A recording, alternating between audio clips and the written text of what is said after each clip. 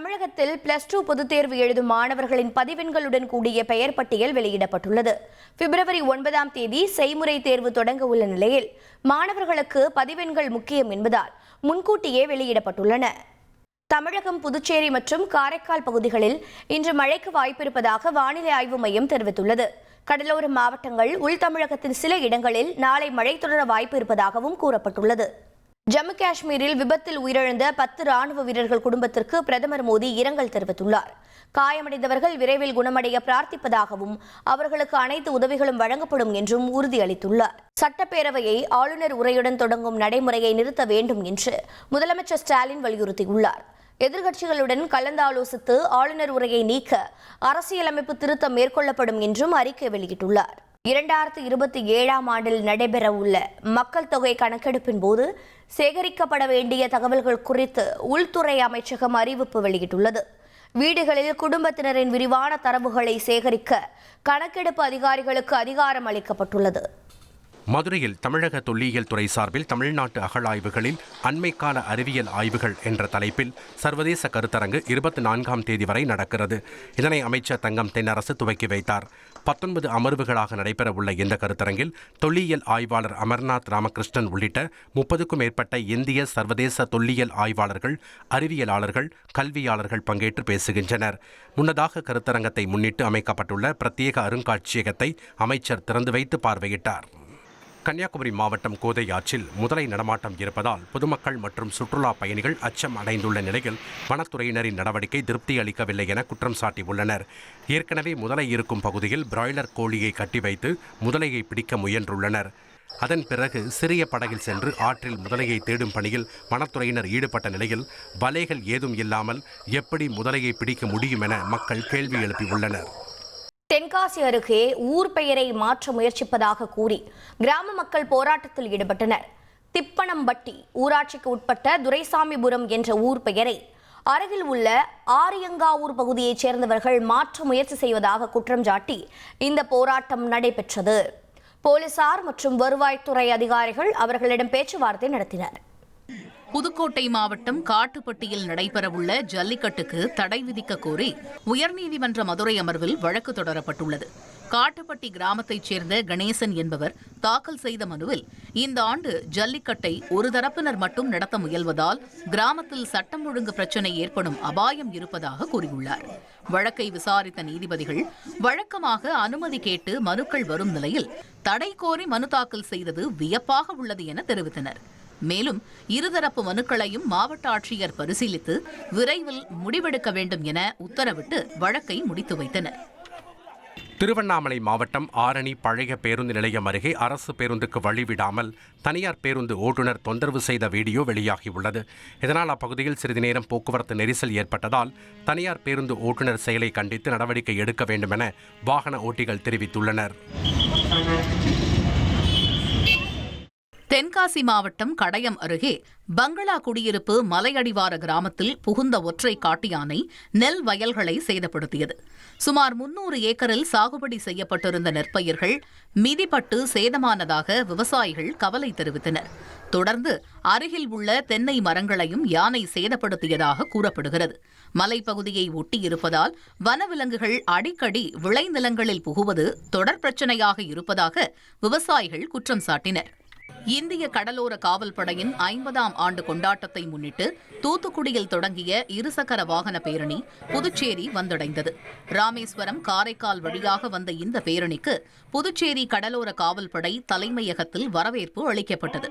தொடர்ந்து புதுச்சேரியில் இருந்து சென்னை நோக்கி புறப்பட்ட பேரணியை கடலோர காவல் படை கமாண்டர் டிஐஜி டசீலா கொடியசைத்து தொடங்கி வைத்தார். தஞ்சாவூர் மாவட்டம் பட்டுக்கோட்டையில் அரசால் தடை செய்யப்பட்ட பிளாஸ்டிக் பொருட்கள் பயன்படுத்தப்படுவதாக வந்த புகாரின் அடிப்படையில் உணவு பாதுகாப்புத்துறை மற்றும் நகராட்சி அதிகாரிகள் திடீர் ஆய்வு நடத்தினர்.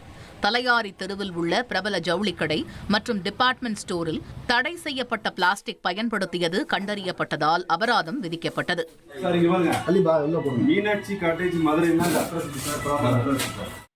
திருவள்ளூர் நகராட்சி குப்பை கிடங்கில் குப்பைகளை தீயிட்டு கொளுத்தியதால் நகர் முழுவதும் புகை மண்டலமாக மாறி பொதுமக்கள் அவதிக்குள்ளாகினர். நகரின் 27 வார்டுகளின் குப்பைகள் தலக்காஞ்சேரி அருகே கொட்டப்படும் நிலையில் பாதுகாப்பற்ற முறையில் குப்பை எரிக்கப்பட்டதாக கூறப்படுகிறது. இதனால் தலக்காஞ்சேரி மக்கள் கடும் சிரமத்திற்கு ஆளாகினர்.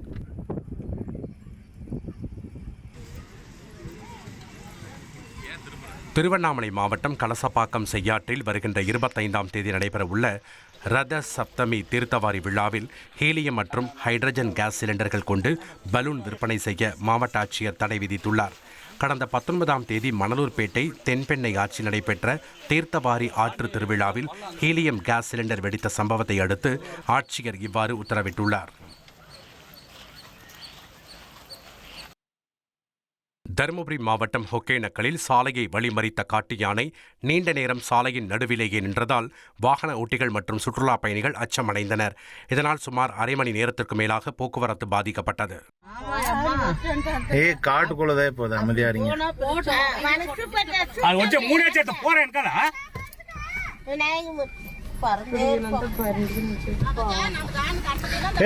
அவங்க எங்க போறாங்க?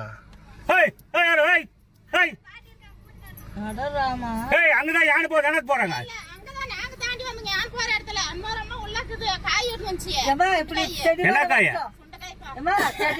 சுண்டைக்காய் பாருப்பா, யானை வந்துச்சுன்னா என்ன ஆகுதுன்னு.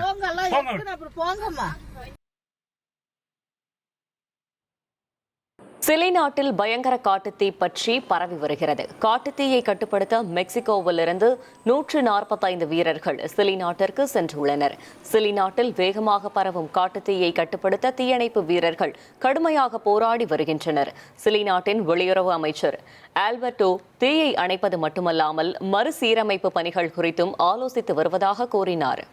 கிழக்கு ஆப்பிரிக்க நாடான மொசாம்பிக்கில் தொடர்ச்சியாக பெய்து வரும் கனமழையால் கடும் வெள்ளம் ஏற்பட்டு மக்களின் இயல்பு வாழ்க்கை பாதிக்கப்பட்டுள்ளது. அந்நாட்டின் தலைநகர் மப்புட்டோ உள்ளிட்ட பகுதிகளில் சாலைகள், வீடுகள், பள்ளிகள், தேவாலயங்கள் மற்றும் வணிக வளாகங்கள் முழுவதும் வெள்ளத்தில் மூழ்கின. இதுவரை 4 லட்சத்துக்கும் அதிகமானோர் பாதிக்கப்பட்டுள்ள நிலையில் மழை தொடர்ந்தால் பாதிப்பு மேலும் அதிகரிக்கும் என எச்சரிக்கை விடுக்கப்பட்டுள்ளது.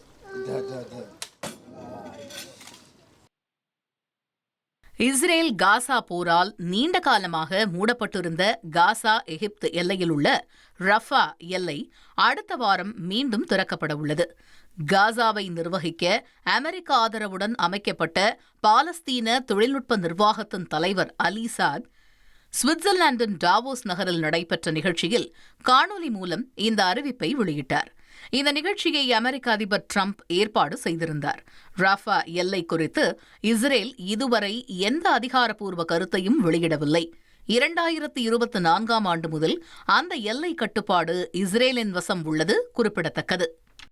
தூத்துக்குடியில் 2,24,000 ரூபாய் மதிப்புள்ள போலி ஆப்பிள் ஐபோன் உதிரி பாகங்கள் பறிமுதல் செய்யப்பட்ட நிலையில் 4 பேரை கைது செய்து வழக்கு பதிவு செய்துள்ளனர். அறிவுசார் சொத்துரிமை அமலாக்க பிரிவினருக்கு கிடைத்த தகவலின்படி சோதனை நடத்தப்பட்டது. சோதனையில் சம்சுதீன், கனி, ராம் பிரகாஷ், ஹரிஹரன் ஆகியோர் போலி ஐபோன் உதிரி பாகங்கள் விற்பனை செய்தது உறுதியான நிலையில் கைது செய்யப்பட்டனர்.